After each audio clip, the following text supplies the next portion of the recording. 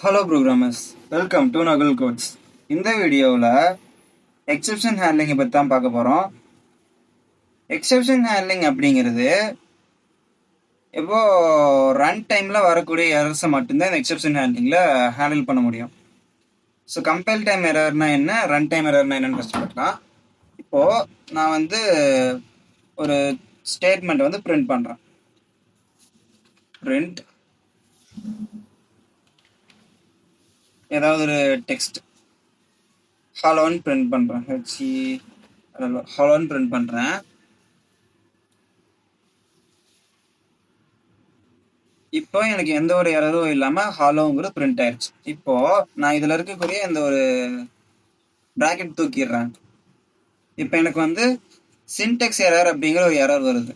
இது compile time error. அதாவது ப்ரோக்ராமுடைய ஸ்ட்ரக்சர்ஸை நம்ம மாற்றணும் அப்படின்னா வர்றது கம்பைல் டைம் எரர். இதுவே இதுக்குள்ள நான் ஒரு வேல்யூ கொடுக்குறேன், 10 divided by 0 அப்படின்னு. இது என்ன எரர் ஷோ பண்ணும்? 0 டிவிஷபிள் எரர் அப்படின்னு ஒரு எரரை ஷோ பண்ணும். ஸோ இது ரன் டைம் எரர். அதாவது ஸ்ட்ரக்சரை மாற்றும் போது, ஒரு ப்ரோக்ராமோட ஸ்ட்ரக்சரை மாற்றும் போது வர்றது கம்பைல் டைம் எரரு. அந்த ப்ரோக்ராம்குள்ள கொடுக்கறதுனால வர error run time error. So இந்த ரன் டைம் எரரை மட்டும்தான் இந்த எக்ஸெப்ஷன் ஹேண்ட்லிங் வச்சு இதை பண்ண முடியும். ஸோ இதில் மொத்தம் 4 பிளாக்ஸ் இருக்கு. அதில் first block try block, second block except block. First இந்த 2 பிளாக் பற்றி பார்ப்போம். அடுத்து இருக்கிற பிளாக்ஸை அப்புறம் கண்டினியூஸாக பார்ப்போம்.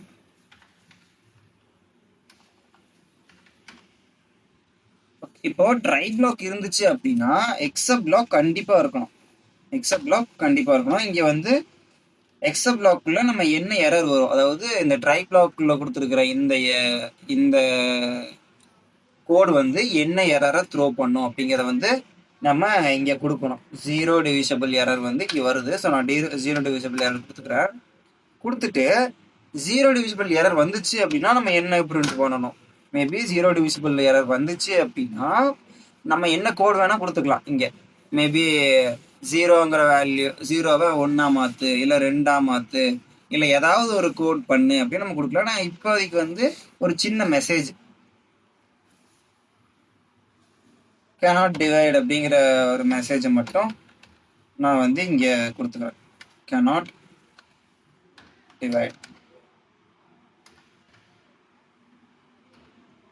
cannot divide அந்த இதை மட்டும் நான் இங்கே கொடுத்துக்கிறேன். cannot divide. இப்போ நான் ரன் பண்ணேன் அப்படின்னா எனக்கு எரர் ஷோ பண்ணாம cannot divide அப்படின்னு இங்கே எக்ஸப்ட்குள்ள என்ன கொடுத்துருக்கணும் அது எனக்கு எக்ஸிக்யூட் ஆகுது. ஓகே, அடுத்து எல்ஸ் பிளாக். இந்த எல்ஸ் பிளாக் எதுக்கு யூஸ் ஆகுது அப்படின்னா இந்த ட்ரை பிளாக்ல எந்த ஒரு எரரும் ஷோ பண்ணல அப்படின்னா இந்த ட்ரை பிளாக் அந்த எல்ஸ் பிளாக் எக்ஸிக்யூட் ஆகும்.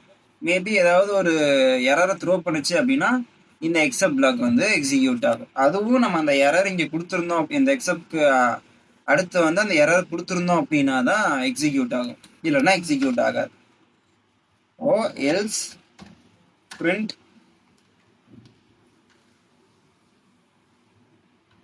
சக்சஸ்ஃபுல்லி, சக்சஸ் அப்படின்னு போடலாம். Success success. ஓகேவா? ஒரு சாம்பிளுக்காக தான்.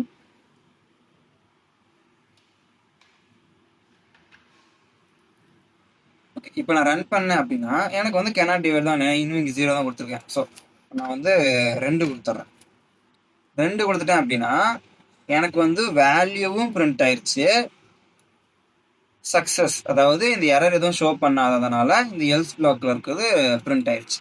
அடுத்து இருக்கிறது ஃபைனல் பிளாக். ஃபைனலி அப்படின்னு ஒரு பிளாக் இருக்கு. இந்த ஃபைனலி பிளாக் என்ன பண்ணும் அப்படின்னா அதுக்கு எரர் வந்தாலும் சரி வரலனாலும் சரி அங்கே அந்த ஃபைனல் பிளாக்ல என்ன கொடுத்துருக்கோமோ அது எக்ஸிக்யூட் ஆயிடும். ஓகே, இப்போ இதில் என்ன கொடுக்கலாம்னா டன்னு கொடுத்துருவோம். அதாவது கம்ப்ளீட் ஆயிடுச்சு.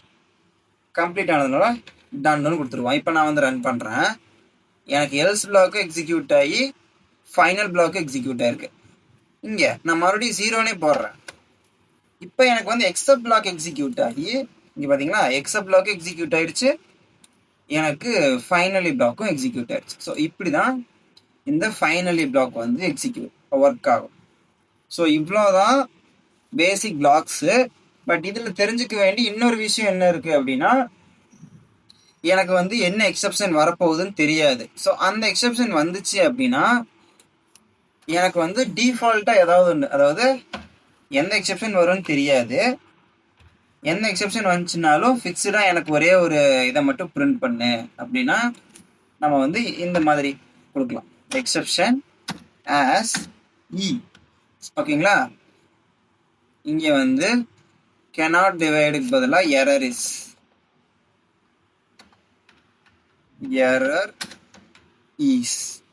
இஸ்ன்னு கொடுத்து இந்த ஈயை வந்து கொடுத்தோம். ஸோ என்ன பண்ணோம் அப்படின்னா எந்த எரர் வந்துச்சு அப்படின்னாலும் எரர் இஸ் இ, அந்த எரர் வந்து பிரிண்ட் பண்ணிருப்போம். நான் கொடுக்குறேன். இப்போ வந்து error is division by 0. Actually இதுதான் எரர் நேம். டிவிஷன் பை 0 அப்படிங்கிறதா error. So error is division by 0 அப்படிங்கிறது கரெக்டாக நமக்கு பிரிண்ட் ஆயிடுச்சு. எந்த எரர் வந்துச்சு அப்படின்னாலும் இந்த மாதிரி தான் பிரிண்ட் ஆகும். இப்போ நான் எம்டியாக ஒரு ஸ்ட்ரிங் கொடுக்குறேன். எம்டி ஸ்ட்ரிங் இதுக்குள்ள சம்திங் ஒரு கொட்டேஷன் கொடுக்குறேன், 2 கொட்டேஷன் கொடுக்குறேன். இது வந்து எரர். சரிங்களா? இப்போ வந்து என்ன ஆகும் அப்படின்னா சின்டெக்ஸ் எரர் வரும். ஆனால் எந்த எரர் வந்துச்சுனாலும் ஹேண்டில் பண்ணி சொன்னீங்களா, ஏன் சின்டெக்ஸ் எரர் மட்டும் ஹேண்டில் பண்ணல அப்படின்னா, சின்டெக்ஸ் எரர் அப்படிங்கிறது வந்து கம்பைல் டைம் எரர்.